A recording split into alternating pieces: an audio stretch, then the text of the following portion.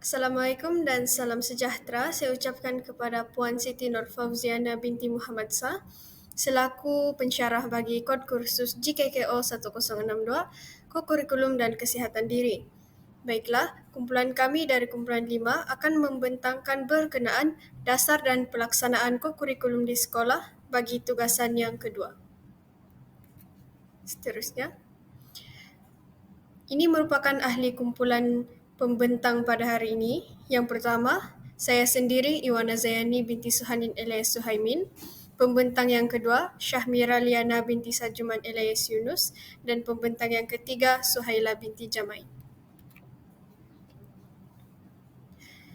Berikut merupakan isi kandungan yang akan kami terangkan dan bentangkan sebentar lagi.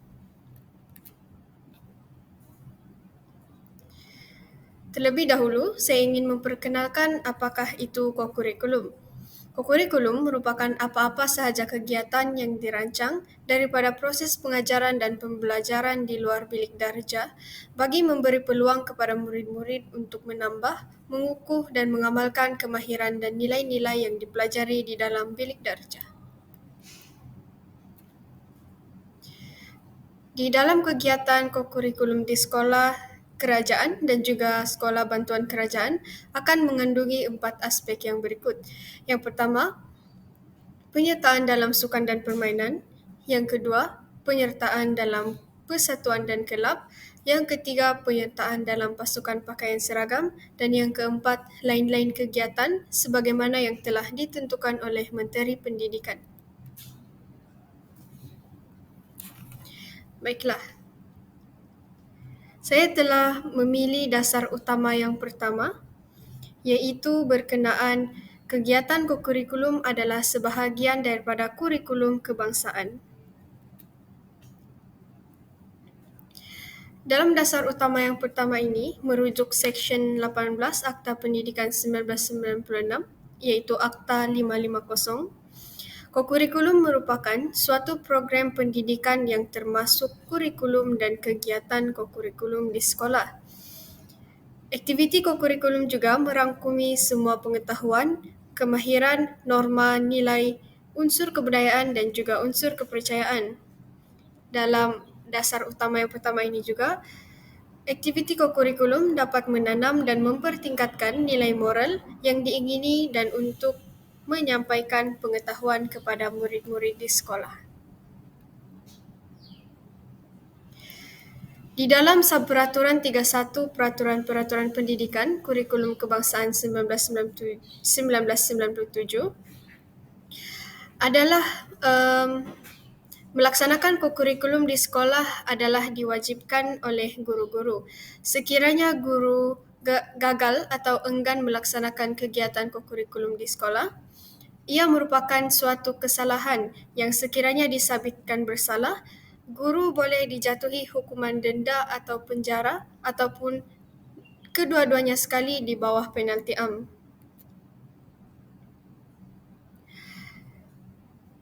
Dalam penalti am di Akta 550, yang pertama, seorang guru yang melakukan kesalahan dalam Akta 550 dan tiada penalti diperuntukkan kepadanya, apabila guru tersebut disabitkan kesalahan, guru akan didenda tidak melebihi RM5,000 atau dipenjarakan selama tempoh tidak melebihi 6 bulan atau kedua-duanya sekali. Yang kedua, dalam Akta 550 bagi penalti am ini juga, seorang guru yang melakukan kesalahan di bawah akta ini dan didapati kesalahan tersebut dilakukan berterusan, guru akan dikenakan hukuman denda harian yang tidak melebihi RM500 sebagai tambahan kepada apa-apa sahaja penalti yang atas kesalahan yang dilakukan secara berterusan. Baiklah, seterusnya, dalam slide ini kami telah meneliti sebuah kajian berkenaan isu menguruskan kegiatan kokurikulum. Kami dapati bahawa dalam kajian ini, guru merupakan peratus tertinggi yang terlibat dalam isu menguruskan kegiatan kokurikulum, iaitu sebanyak 27%. Dalam slide yang seterusnya, saya telah kelaskan beberapa isu. Saya telah ambil daripada artikel tersebut berkenaan isu guru dalam melaksanakan aktiviti kokurikulum di sekolah. Isu-isu guru tersebut adalah berkaitan dengan pelaksanaan kokurikulum dasar yang pertama, iaitu guru kurang pengetahuan dan kemahiran dalam melaksanakan aktiviti kokurikulum. Yang kedua, guru juga tidak memberi komitmen dan kerjasama kepada pihak pengurusan sekolah dalam melaksanakan gerak kerja kokurikulum. Isu yang ketiga, guru merasa keberatan untuk menjadi guru pengiring kerana terpaksa menampung perbelanjaan program kokurikulum menggunakan sumber kewangannya sendiri. Isu yang keempat juga, guru dikatakan bahawa mempunyai kurang integriti dan keikhlasan serta hanya melaksanakan program kokurikulum secara ala kadar dan bersikap lepas tangan terhadap murid-murid. Dan yang terakhir, guru juga merasakan bahawa kegiatan kokurikulum hanya menambahkan beban kerja sedia adanya. Baiklah, yang terakhir dalam dasar utama yang pertama, kepentingan pelaksanaan kokurikulum mengikut dasar utama yang pertama, iaitu dapat melahirkan murid yang seimbang dalam perkembangan mental dengan perkembangan jasmani, emosi, rohani, intelek, sosial murid-murid. Yang kedua, dalam dasar utama yang pertama ini juga, aktiviti kokurikulum dapat merealisasikan falsafah pendidikan kebangsaan dalam menyemai kesedaran kepada agama dan kepercayaan kepada Tuhan, dapat menyeimbangkan perkembangan rohani, jasmani, intelek dan emosi, dapat mengukuhkan perhubungan dan pergaulan dalam kalangan murid, dan yang terakhir, membina dan meningkatkan kerjasama dan mewujudkan sekolah yang berwatak. Bukan itu sahaja, aktiviti kokurikulum mengikut dasar utama yang pertama ini juga dapat menggalakkan kecergasan fizikal agar mempunyai kesihatan yang baik dan berupaya untuk berdikari dalam melakukan segala aspek. Seterusnya saya serahkan kepada pembentang yang kedua bagi membentang dasar yang seterusnya. Dipersilakan. Baik, saya teruskan pembentangan dengan membentangkan dasar utama yang kedua, iaitu penyertaan murid dalam kegiatan kokurikulum adalah wajib. Baik, dalam dasar utama yang kedua, matlamat gerak kerja kokurikulum yang dikehendaki ialah penyertaan setiap orang pelajar. Setiap pelajar hendaklah mengambil bahagian sekurang-kurangnya dalam salah satu gerak kerja pakaian seragam, satu kegiatan persatuan atau kelab, dan satu kegiatan sukan atau permainan. Seterusnya, sekolah mewujudkan peluang yang seluas-luasnya kepada murid menyertai kegiatan kokurikulum yang mereka minati. Untuk tujuan ini, pengetua atau guru besar telah diperuntukkan kuasa untuk menubuhkan kelab atau persatuan di sekolah seperti dalam Peraturan 4, Peraturan Pendidikan.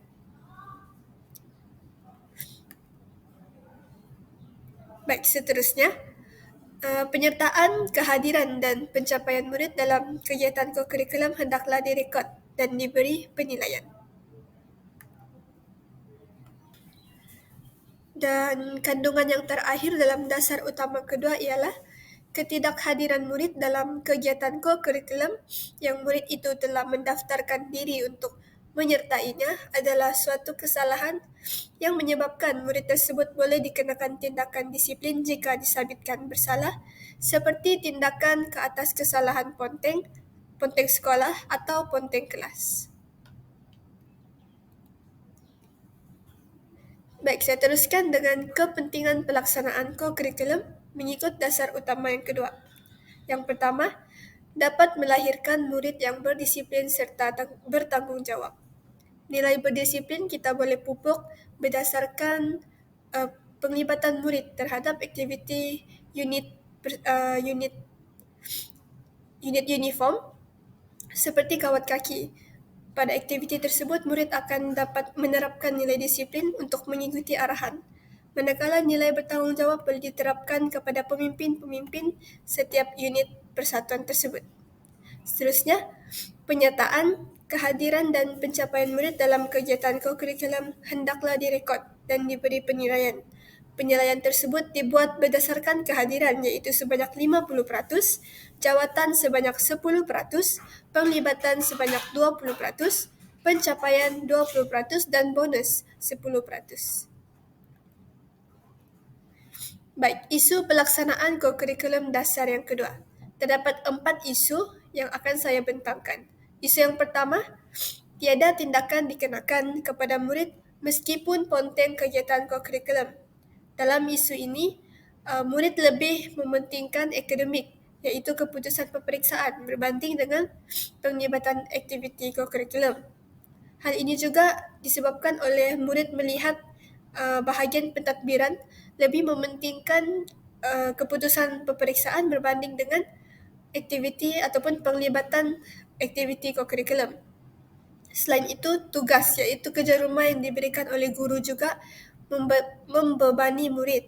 Oleh itu, mereka mengambil peluang pada waktu petang iaitu pada waktu aktiviti kokurikulum dijalankan untuk menyiapkan kerja-kerja rumah tersebut.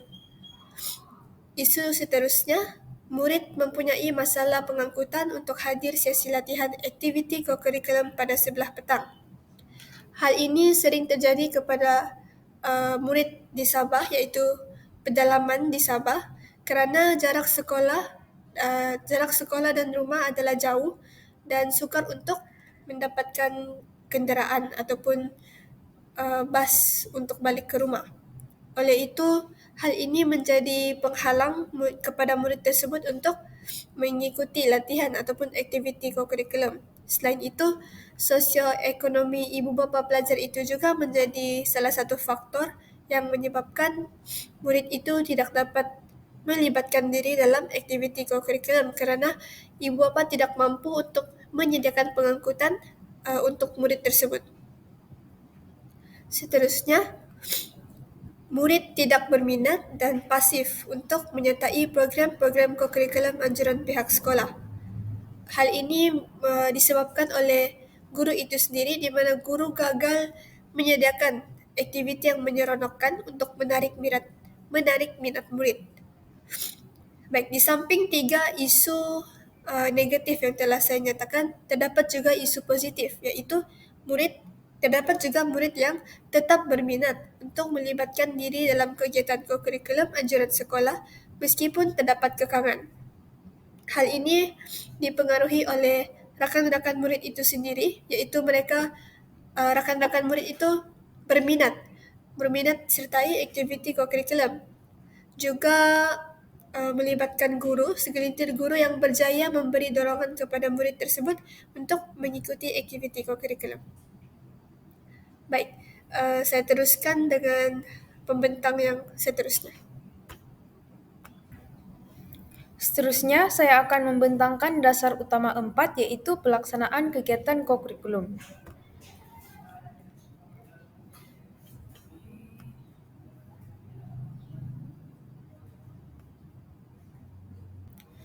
Dasar utama 4 yaitu pelaksanaan kegiatan kurikulum yang dilaksanakan di sekolah hendaklah merupakan apa-apa kegiatan yang dirancang lanjutan daripada proses pengajaran dan pembelajaran dalam bilik darjah yang memberikan murid peluang untuk menambah, mengukuh dan mengamalkan pengetahuan, kemahiran dan nilai-nilai yang dipelajari di dalam bilik darjah.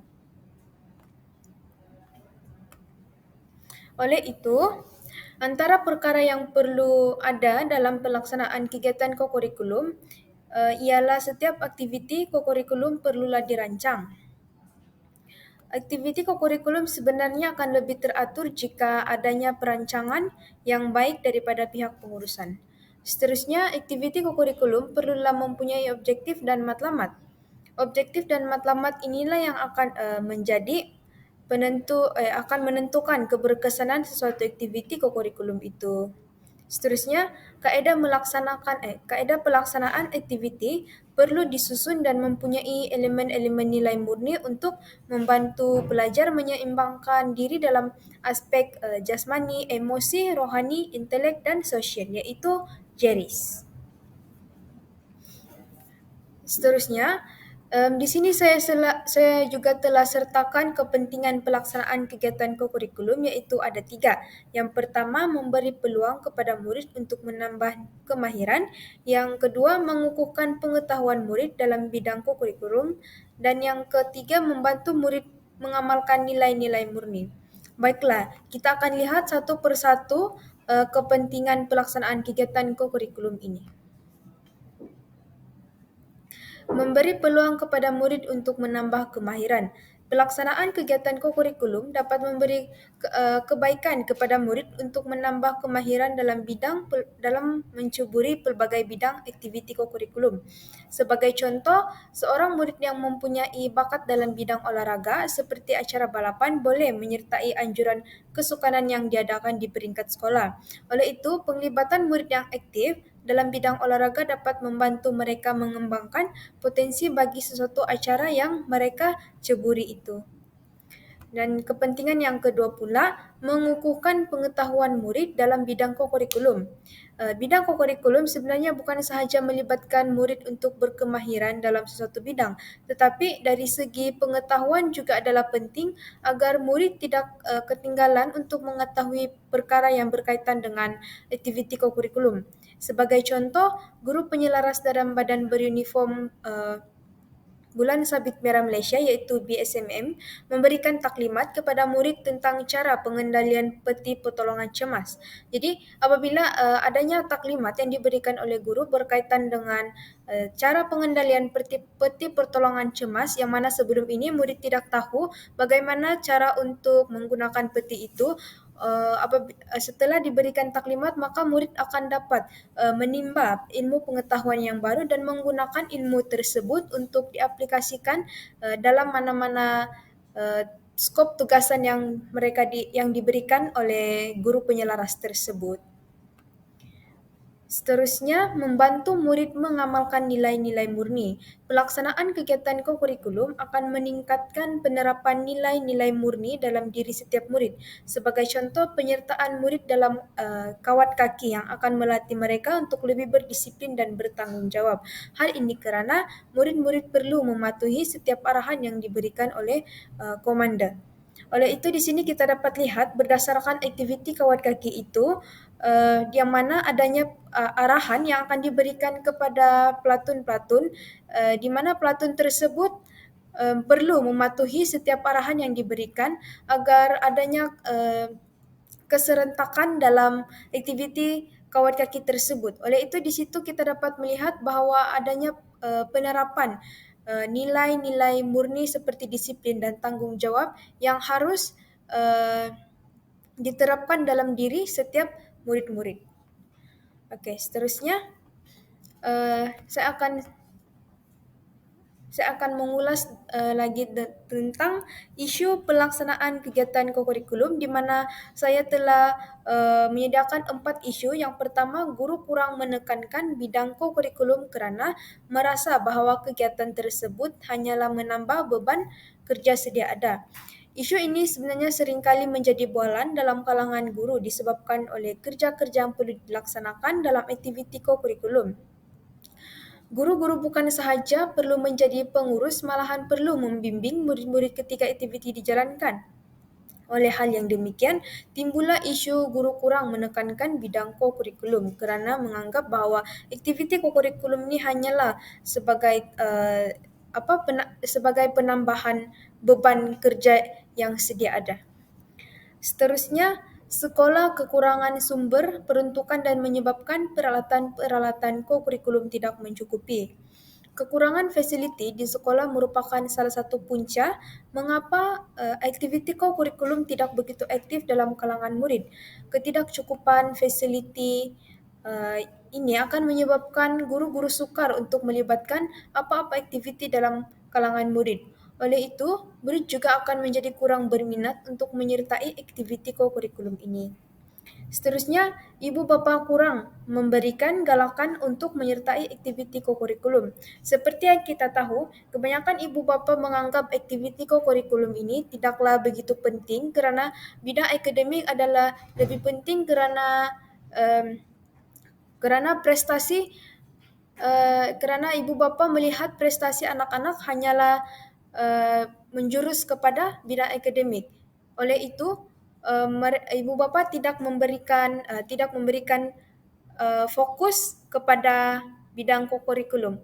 Oleh sebab itu, timbullah isu ibu bapa kurang memberikan galakan untuk menyertai aktiviti kokurikulum. Dan yang terakhir, guru kurang kreatif untuk melaksanakan aktiviti kokurikulum dan membuatkan murid tidak berminat untuk melibatkan diri dalam aktiviti tersebut.